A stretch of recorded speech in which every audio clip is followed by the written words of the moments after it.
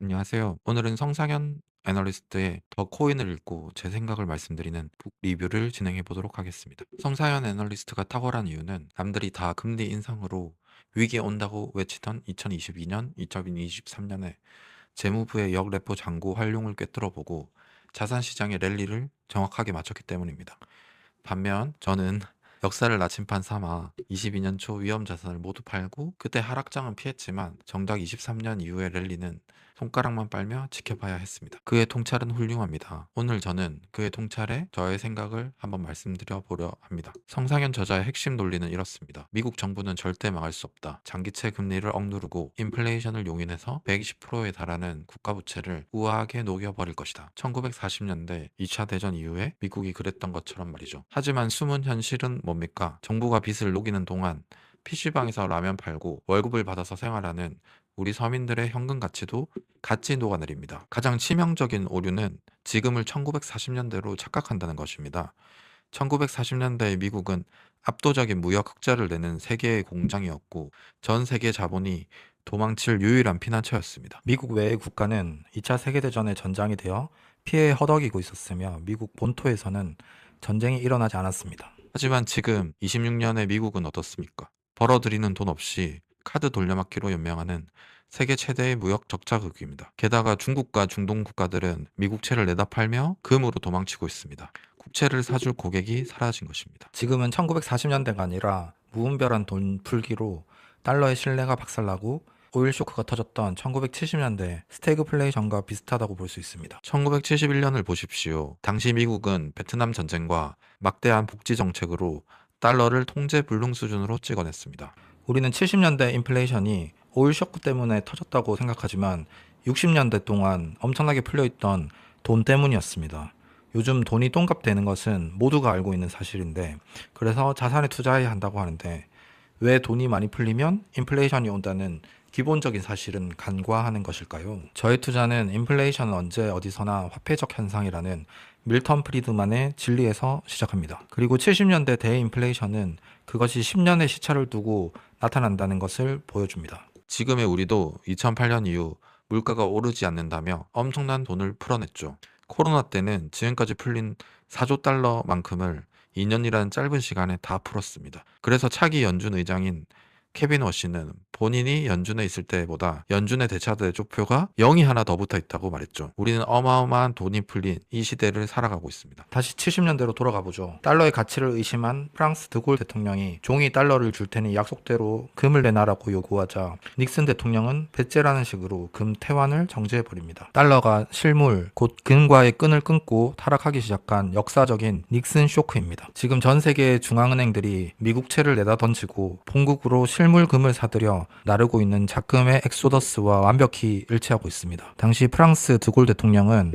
군함을 가지고 가서 금을 본국으로 가져갔습니다. 그리고 얼마 전 프랑스는 미국에 보관되어 있던 120톤의 금을 영국에서 금을 다시 산 후 본국으로 가져갔습니다. 그렇다면 화폐가 타락하던 그 시절 자산 시장은 어땠을까요? 대중들이 엔비디아나 마이크로소프트는 영원히 오를 주식이라고 맹신하듯 1970년대 초반에도 니프티 50라고 불리는 초우량 50대 기업들이 있었습니다. 사람들은 이 주식들을 한번 사면 영원히 팔 필요가 없는 완벽한 주식이다. 원 디시전 스탁이다. 라고 하며 사상 최고의 버블을 만들었습니다. 하지만 달러의 타락으로 인플레이션이 폭발하고 1973년 중동발 오일 쇼크가 터지자 영원할 것 같았던 그 위대한 기업들의 주가는 처참하게 반토막이 나며 붕괴했습니다. 달러 가치의 하락이 주식의 명목 가격을 끌어올리는 착시 현상은 결코 영원할 수 없다는 차가운 역사의 경고입니다. 그때의 기업들과 지금의 AI는 어떻게 비교가 되냐고 생각할 수도 있을 것 같습니다. AI를 써본 사람이라면 그 신세계를 말로 표현할 수 없는 새로운 느낌일 것 같습니다. 저도 제미나이를 쓰는데 그 이전으로 돌아가기 힘든 느낌입니다. 하지만 투자를 신세계를 경험한 느낌으로 할 수는 없습니다. 1920년대에 라디오와 자동차를 경험한 사람들도 1990년대 후반에 인터넷을 경험한 사람들과 우리는 다른 신세계를 맞이하는 것일까요? 정말 이번에는 다를까요? 성상현 애널리스트는 닷컴 버블은 민간의 문제였고 AI는 미국의 생사가 달린 문제라고 합니다. 미국이 현재 패권 전쟁 중이기 때문에 AI를 밀어줄 수밖에 없다라고 말합니다. 미국 정부가 AI 산업을 지키는 것과 여러분이 투자한 빅테크 기업의 주가를 지켜주는 것은 완전히 다른 이야기입니다.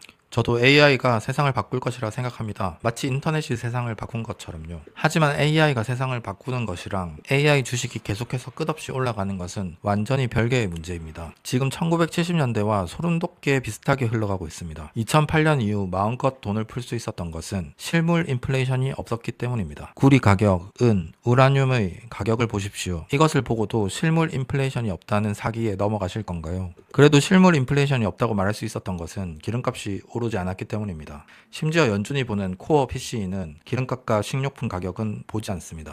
그런데 지금 호르무즈가 막혔죠. 트럼프는 어떻게든 기름값을 낮추려고 하겠지만 기름값이 낮아지는 것과 상관없이 우리가 현재 봐야 할 것은 2008년 이후 10배 넘게 풀려나온 연준의 대차 대조표, 곧 돈이 풀린 양과 이미 실현되고 있는 원자재 실물 인플레이션입니다. 거기에 호르무즈는 트리거가 될 것입니다. 호르무즈가 통과되면 이제 다 해결된다고 생각하는 시장의 판단은 완전히 틀린 것이죠. 1970년대의 예시처럼 물가 쇼크는 직전 10년의 돈풀기가 서서히 쌓여서 시차를 두고 나타나게 됩니다. 저는 실물 인플레이션이 덮칠 때 이들의 주가가 무너질 수밖에 없는 이유를 4가지로 생각합니다. 첫째, 시간의 마법이 저주로 바뀝니다. 기술주, 특히 AI 기업들의 엄청난 주가는 먼 미래에 벌어들일 막대한 돈을 현재 가치로 끌어와서 매겨진 가격입니다. 금리가 0%에 가까울 때는 미래의 1억 원이 지금의 1억 원과 비슷하게 느껴지죠. 하지만 인플레이션이 폭발해서 실질 금리가 치솟으면 어떻게 될까요? 미래의 1억 원은 지금 가치로 똥값이 됩니다. 금리가 올라가면 먼 미래의 사업에까지 대출이 쉽게 나가기가 상대적으로 어려워집니다. 주식시장에서는 이를 할인율이 높아졌다라고 표현합니다. 화폐 가치가 녹아내리는 순간 아무리 좋은 기업이라도 미래 수익에 의존하는 AI 주식의 밸류에이션은 산수의 법칙에 의해서 반토막이 날 수밖에 없습니다. 둘째, 빅테크는 현재 버는 돈보다 많은 돈을 캐펙스 투자에 과잉 투자하고 있습니다. 인플레이션은 금리를 건드립니다. 지금 빅테크는 본인들이 장사해서 순수하게 손해지는 잉여 현금 흐름보다 많은 레버리지를 쓰고 있고 데이터 센터 투자는 블루아울, 블랙스톤 같은 사모펀드를 활용해서 투자하고 있습니다. 금리가 올라가면 과도한 레버리지는 무너지게 됩니다. 구글의 CEO 순다르 피차이는 이런 말을 했습니다. 과소 투자할 위험이 과잉 투자할 위험보다 크다. 지금 빅테크는 앞뒤 가리지 않고 투자하고 있습니다. 그래서 빅테크에 반도체를 공급하는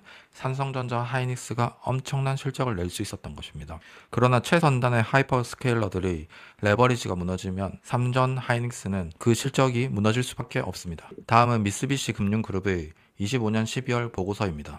보고서에 따르면 아마존, 구글, 메타, 마이크로소프트 등의 빅5의 26년 자본 지출, 캐펙스 투자는 6천억 달러에 돌파할 것으로 전망되었습니다. 빅테크가 1.4조 달러의 현금 흐름을 벌어들인다고 환호하지만 정작 그 모래성을 유지하기 위해 번 돈보다 더 많은 1.5조 달러의 빚을 외부에서 끌어다 써야만 연명할 수 있는 것이 AI 투자의 끔찍한 민낯입니다. 그 대출 중 8천억이 사모대출이죠. 이들 투자액이 회사 내부에서 벌어들이는 잉여 현금 흐름, 프리캐시 플로우를 이미 초과했다는 사실입니다. 과거엔 자기들이 번 돈으로 투자했지만 이제는 빚을 내서 회사채 발행을 해서 AI 데이터 센터를 짓고 있다는 뜻입니다. 빅테크 기업들의 이자만 1조 달러입니다. XAI는 12%의 금리로 대출을 냈죠. 구글은 100년 만기채를 발행했습니다. 97년 모토로라도 100년 만기채권을 찍어냈었죠. 아무리 위대한 기업이라도 들어오는 현금보다 나가는 투자금이 많아져서 빚을 지기 시작하면 금리의 목덜미를 잡힙니다. 빚으로 쌓아 올린 AI는 실물 인플레이션이라는 파도가 칠 때 흔들릴 수밖에 없습니다. 셋째, AI는 결국 전기 먹는 하마이자 실물 원자재의 덩어리입니다. 사람들은 AI를 형체가 없는 소프트웨어라고 생각하지만 착각입니다. 챗GPT가 답변을 하나 내놓기 위해서 뒤에서는 거대한 데이터 센터가 돌아가고 엄청난 양의 전력이 타들어갑니다. 1970년대에 오일쇼크가 터졌을 때 공장들이 가동을 멈췄던 것처럼 실물 인플레이션으로 우라늄, 천연가스, 전기료가 폭등하면 어떻게 될까요? 반도체를 만들고 AI 서버를 돌리는 원가 자체가 폭발해버립니다. 빅테크 기업들이 아무리 돈이 많아도 인플레이션이 쏘아올린 비용 청구서 앞에서는 수익성이 갈려나갈 수밖에 없습니다. 그런데 이미 AI 데이터 센터에 들어가는 구리, 은, 전기에 필요한 우라늄 가격은 2020년 코로나 팬데믹 이후에 2배에서 3배가 상승한 상황입니다. 많이 올랐으니 이제 떨어질 것이라 생각하시나요? 실물 원자재의 세계는 주식처럼 기대감만으로 오르내리지 않습니다. 오직 물리적인 공급과 절대적인 수요라는 법칙의 지배를 받습니다. 먼저 수요를 보겠습니다. 앞서 구글의 CEO 순다르 피차이가 뭐라고 했습니까? 가소 투자의 위험이 훨씬 크다라고 했습니다.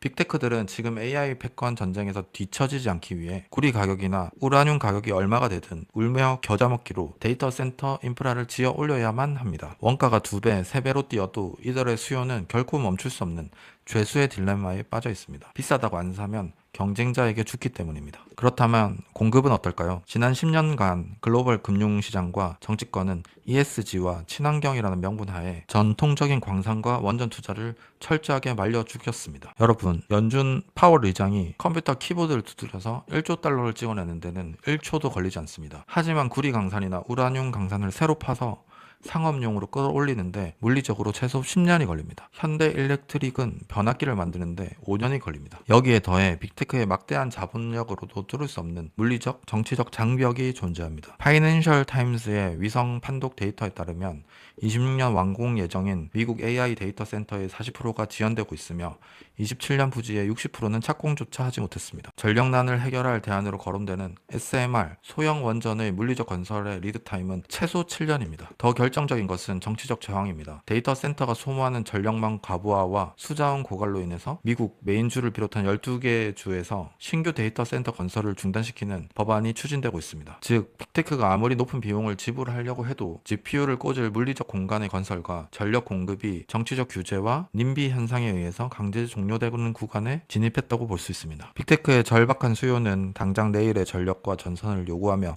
폭발하고 있는데 이를 뒷받침할 실물 공급은 지난 10년의 투자 절벽으로 완벽하게 붕괴되어 있습니다. 이것이 바로 2배, 3배 오른 은, 우라늄, 구리 가격이 고점이 아니라 현재는 구조적 실물 인플레이션의 초입이라는 것입니다. 넷째, 가장 중요한 수요의 증발입니다. PC방과 식당을 운영하는 제 현실의 장부처럼 글로벌 기업의 장부도 똑같이 작용합니다. 스태그플레이션이 덮쳐 물가와 금리가 치솟으면 기업들은 당장 생존을 위해 예산을 삭감하겠죠. 수천조 원 쏟아부은 빅테크 AI 인프라는 정작 그것을 비싼 값에 사주어야 할 글로벌 기업들의 지갑이 말라붙으면서 거대한 고철 덩어리로 전락하게 되는 것입니다. 더 소름 돋는 사실이 뭔지 아십니까? 지금 시장이 열광하는 엔비디아의 그 미친 매출조차 100% 순수한 고객의 돈이 아니라는 것입니다. 닷컴 버블 때 시스코가 썼던 벤더 파이낸싱이라는 꼼수가 지금 AI 시장에서 똑같이 벌어지고 있습니다. 엔비디아가 AI 스타트업에 투자하면 스타트업은 사모펀드에서 빚을 내어서 다시 엔비디아 칩을 사줍니다. 오라클 같은 기업들도 이 거대한 자전거래의 고리 안에서 얽혀 서로의 장부를 부풀려주고 있습니다. 진짜 소비자의 매출뿐만 아니라 지분 투자와 사모펀드의 빚으로 억지로 돌려막고 있는 가짜 수요가 섞여 있다는 뜻입니다. 결국 고금리가 지속되면 코어비브 같은 스타트업에 막대한 돈을 빌려준 사모펀드들이